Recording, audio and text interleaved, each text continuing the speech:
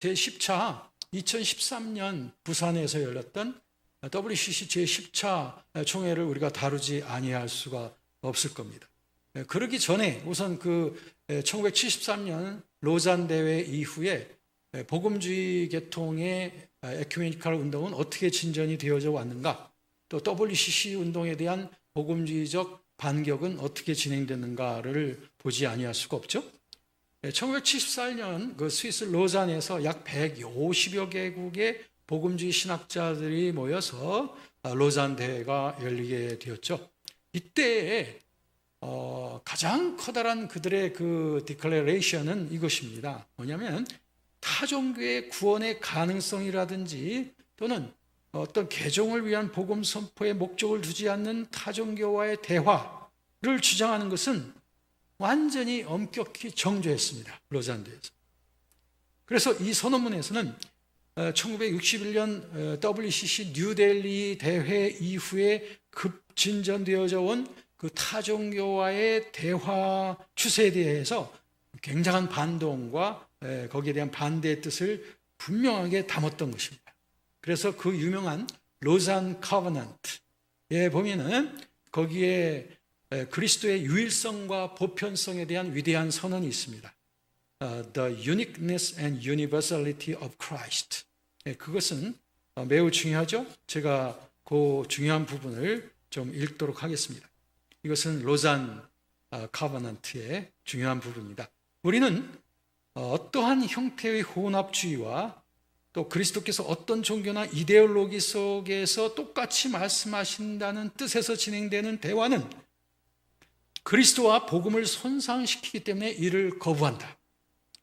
예수 그리스도는 유일하신 신인 God-man으로서 죄인을 위한 유일의 대속물로서 자신을 주셨고 하나님과 사람 사이의 유일한 중보자이시다. 예수 이름 외에 우리가 구원받을 다른 이름은 없다. No other name except Jesus' name. 사도행전 4장 12절 말씀처럼 우리가 예수 그리스도의 이름 외에 구원받을 만한 다른 이름을 우리에게 주신 적이 없다라고 하는 그 성경적인 선언을 다시 확고히 한 것입니다. 그 74년 이후에 또 복음적인 에큐메니컬 대회가 1989년 7월에 필리핀 마닐라에서 약 3천여 명의 복음주의 신학자들과 교계 대표자들이 모여서 로잔 2 in 마닐라가 열렸습니다. 여기에서도 이 당시의 그 슬로건은 뭐냐면 그리스도께서 오실 때까지 그분을 전하자. Proclaim Christ until He comes. 그리스도께서 오실 때까지 우리는 그분을 전하자. 아주 명백한 복음적 입장에서의 선교관념을 담은 그 메시지 자체에 복음주의적 색채가 매우 강했던 거죠. 그래서 그들은 마닐라 선언문, 마닐라 매니페스토를 말했습니다. 여기 마닐라 매니페스토에서도 그 74년의 로잔 대회를 그대로 이어가는 것을 보게 됩니다. 거기에 인용을 하겠습니다. 타 종교나 이데올로기는 하나님께 나아가는 또 다른 길이라고 볼 수 없다는 점을 우리는 주장한다. 만일 그리스도에 의하여 구원되지 못한다면 인간의 영성은 하나님께 이르는 것이 아니라 도리어 심판에 이르게 된다. 이는 오직 그리스도만이 유일한 길이기 때문이다. 자, 이와 같은 그 시원시원한 이 복음주의 에큐메니컬 운동은 거기서 끝난 것이 아니라 2010년 남아공의 케이프타운에서 역시 로잔 3가 열렸습니다. 이때 약 198개국에서 약 4,200여 명이 복음주의 대표들이 모이게 되었고요. 약 25일 동안 대회를 열렸습니다.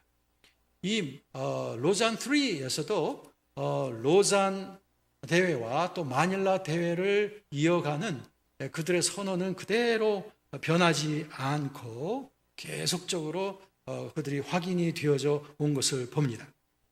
자, 이렇게 볼 때에 로잔 선언, 그다음 마닐라 선언, 또 케이프타운 선언, 이 모든 복음주의적인 선교적인 다짐은 이전에 비해서 약화되어지는 것이 아니라 더욱더 강화되어진 느낌을 보여주고 있습니다. 그래서 종교다원주의 신학에 대한 복음주의 답변은 오직 예수 그리스도만이 구원의 참 길이라고 하는 것이고, 이것 외에 어떤 것이 부과될 수도 없고 이것과 어떤 것과도 타협될 수도 없다고 하는 것.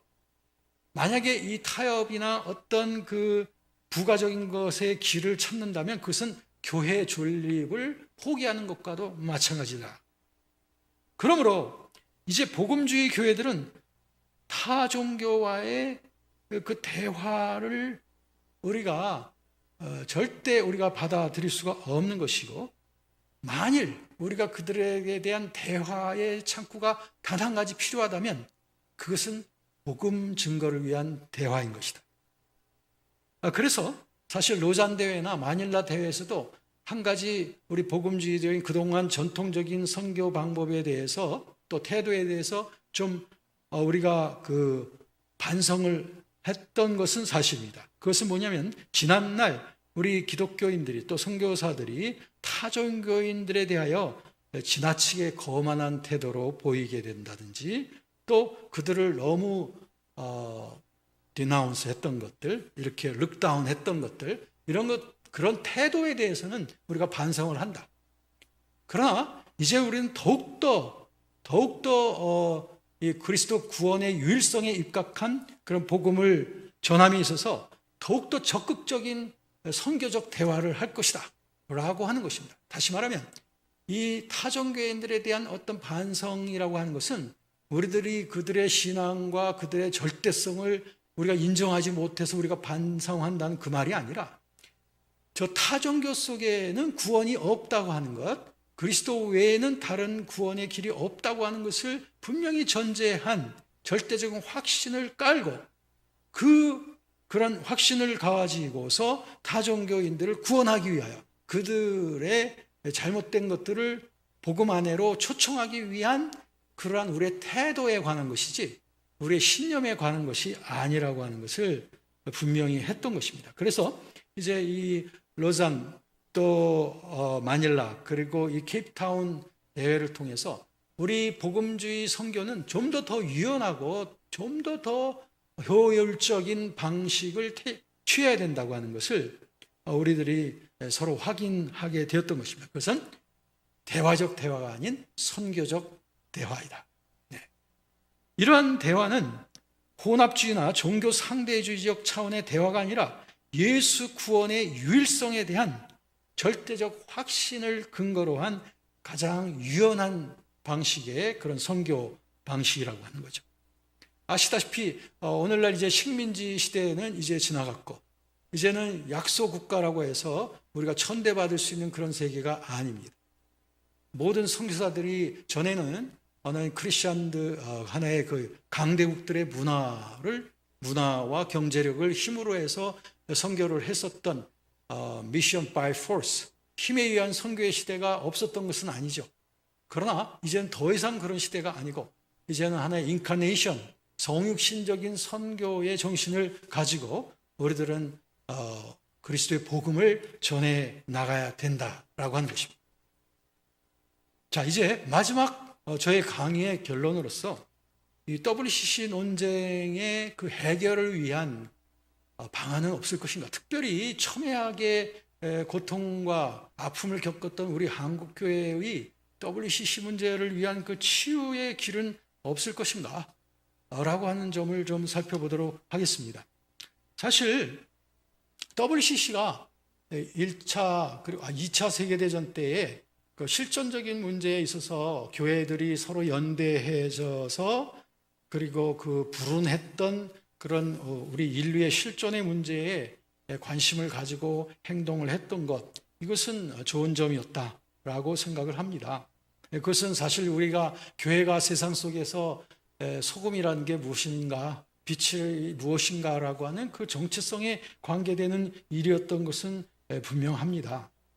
그런데 그럼에도 불구하고 그 WCC의 그런 실존의 활동의 영역에 있어서 복음주의적 시각에서 자꾸 멀어져 왔다고 하는 것은 비판받을 소지가 다분하다는 것입니다. 무엇보다도 복음 선교가 무엇보다도 교회의 제1차적인 관심이 되어야 된다는 것, 이게 우리 복음주의 신학에서의 항구적인 계속적인 WCC에 대한 비판이고 또 요청인 것입니다. 그런데도 최근까지도 이 WCC 입장에 대하여 옹호하는 그런 발제자들은 한국교회가 WCC를 잘 모르고서 비판한다, WCC를 굉장히 오해하고 있다, 이렇게 말하고 있어요. 이것은 아까 제가 말씀드린 대로 WCC의 원론적인, 그러니까 처음 시작될 때 그들의 창립 취지에 있어서 예수 그리스도를 믿는 교회들의 친교다라고 하는 그 하나의 헌장적인 그러한 되풀이에 불과한 것입니다. 사실 WCC가 그동안 수십 년 동안 걸어왔던 그 길, 그 역사를 가리지 않고서 어떻게 그렇게 말할 수 있느냐 하는 것입니다. 우리 한국교회는, 특별히 우리 복음주의적 교회들의 시각은 그동안 WCC가 걸어왔던 그들의 활동과 역사에 주목하고 있다, 이 말입니다. 한국교회에 WCC에 대한 비판론이 거세진 그 이유는 한국교회가 WCC의 본질이나 성격을 몰라서가 아니라 오히려 그동안의 경험을 통해서 너무 잘 알기 때문입니다. 다시 말하면 세계교회의 연합운동체로서의 WCC가 당연히 해야 할 바를 하지 못하고 정로를 걷지 못하고 있는 것에 대한 따가운 질책이 아닙니까?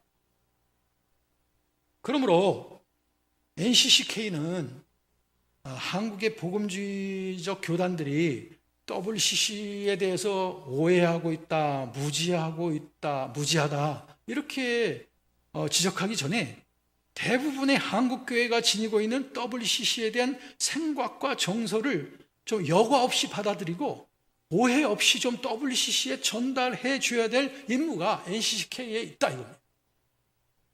그리고 NCCK는 복음주의적 교단들을 2013년에 그러지 않았습니까?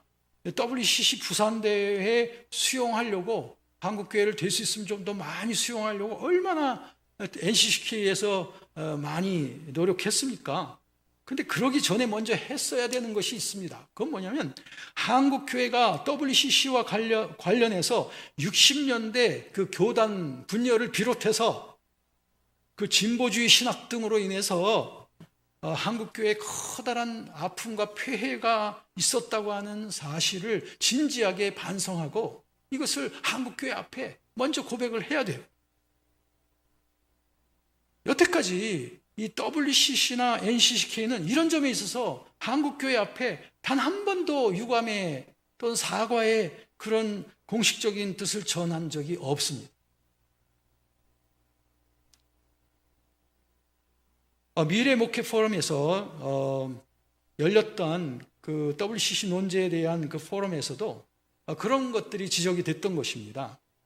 그간의 잘못된 노선을 인정하고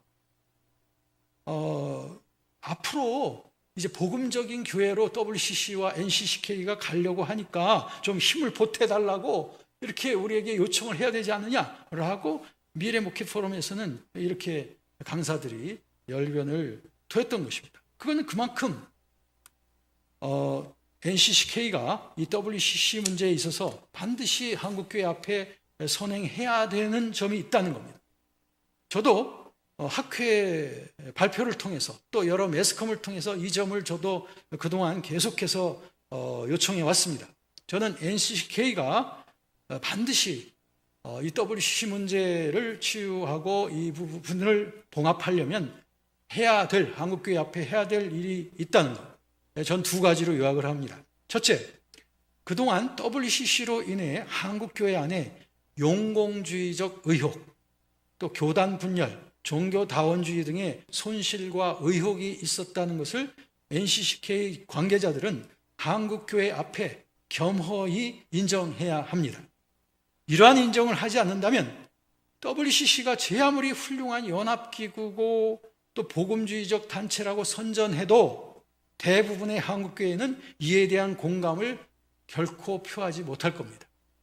둘째, NCCK에서는 2013년에 열렸던 그 WCC 대회를 포함해서 이제 앞으로는 복음주의를 향해서 전향하겠다고 하는 구체적인 표명을 지금 너무 늦었지만 한국교회 앞에 해야 합니다. 그래서 에딘버러 1910년 초기 정신으로 돌아가서 다만 복음 전파의 당위성뿐만 아니라 그 방법에 있어서까지라도 복음적으로 선회해야 됩니다. 그래서 구체적으로는 미쇼데이, 또 상황화 신학, 대화적 대화, 종교 혼합주의 노선을 배격하고 복음주의적 선교론으로 돌아와야 합니다.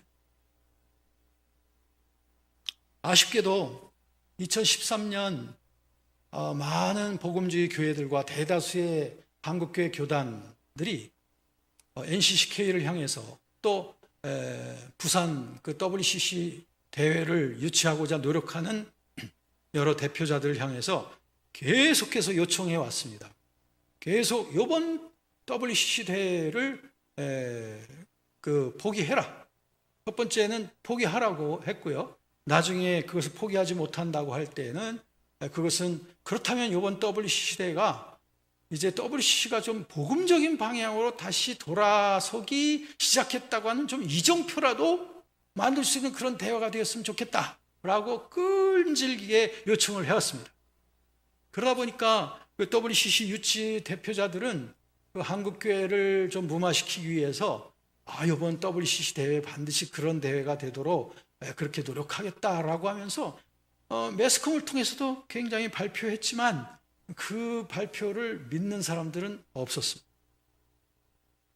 사실 많은 그런 그 강력한 요청에도 불구하고 WCC 제10차 대회는 종래의 노선대로 그대로 강행되어지고 말았습니다.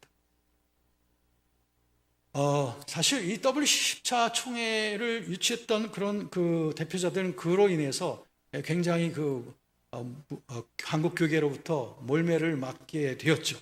사실 이 WCC 10차 부산 총회에 대한 비판은 굉장히 강렬하게 비판이 되어지고 있습니다만 몇 가지로만 좀 요약을 하면 다음과 같습니다. 첫 번째는 한국 교회가 이 WCC 문제로 인해서 얼마나 아픔이 있었는지에 대한 일절 유감의 표시도 이 대회 때 없었다고 하는 것, 그게 제일 아쉬운 거예요.